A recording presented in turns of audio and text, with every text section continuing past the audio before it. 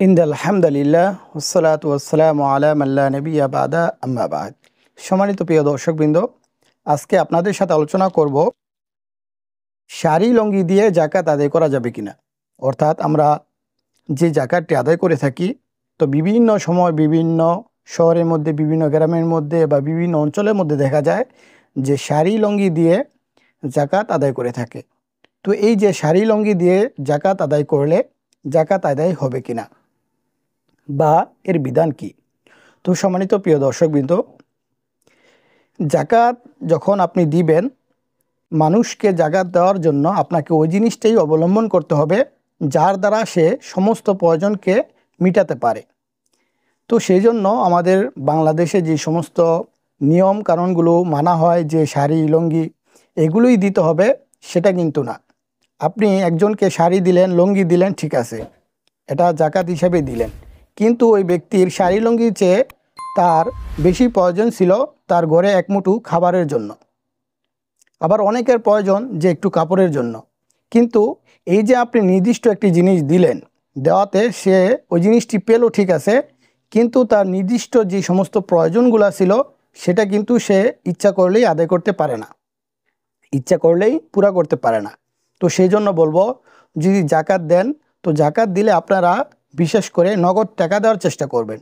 যদি নগদ টাকা দেন, যে ব্যক্তির খাবারের প্রয়োজন সে খাবার কিনতে পারবে, যে ব্যক্তির লুঙ্গির প্রয়োজন সে লুঙ্গি কিনতে পারবে, যে ব্যক্তির শাড়ির প্রয়োজন সে শাড়ি কিনতে পারবে, যে ব্যক্তির বিভিন্ন যে যার যেরকম প্রয়োজন সে এই টাকার মাধ্যমে ওই রকমভাবে প্রয়োজনগুলোকে পুরা করতে পারবে। কিন্তু আমাদের সমাজের মধ্যে বর্তমান এই জিনিসটা প্রচার হয়ে গিয়েছে যে যাকাত দিতে হলে শাড়ি লুঙ্গিই দিতে হবে। আর বিশেষ করে সমাজের মধ্যে যাকাতের যে সমস্ত শাড়ি লুঙ্গিগুলো দেওয়া হয় সেগুলো কিন্তু খুবই বাজে অবস্থা। অর্থাৎ আপনি টাকা দিয়ে একটি শাড়ি কিনেছেন, এরকম একটি শাড়ি যেটা দুদিন পরা যাবে না। হ্যাঁ ভাই, আপনি যাকাত আদায় করবেন, আল্লাহ রাব্বুল আলামিন আপনাকে সম্পদ দিয়েছেন, আপনি ওই সম্পদের জন্য যাকাত আদায় করতেছেন, কিন্তু এমন একটি শাড়ি অথবা এমন একটি লুঙ্গি দিলেন যেটা সে নিয়ে আর পরতেই পারলো না, 2 দিন পরার পরে সেটা আর পরার মতো উপযুক্ত না।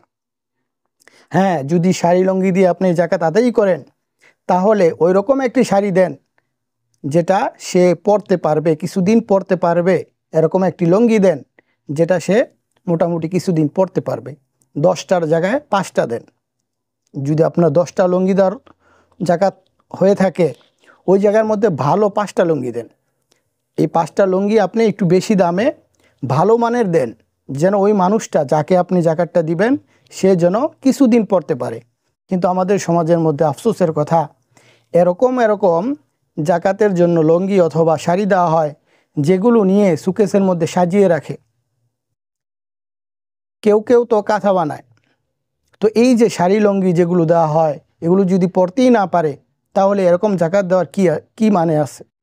তো সেজন্য বলবো যে যাকাত যদি দিতে হয়, শাড়ি লুঙ্গি যদি দিতেই হয়, তাহলে এরকম শাড়ি লুঙ্গি দেন যার দ্বারা সে উপকৃত হবে, সে ওই জিনিসটা কিছুদিন পরতে পারবে। আর সবচাইতে ভালো হলো যে আপনি তাকে টাকা দিয়ে দেন।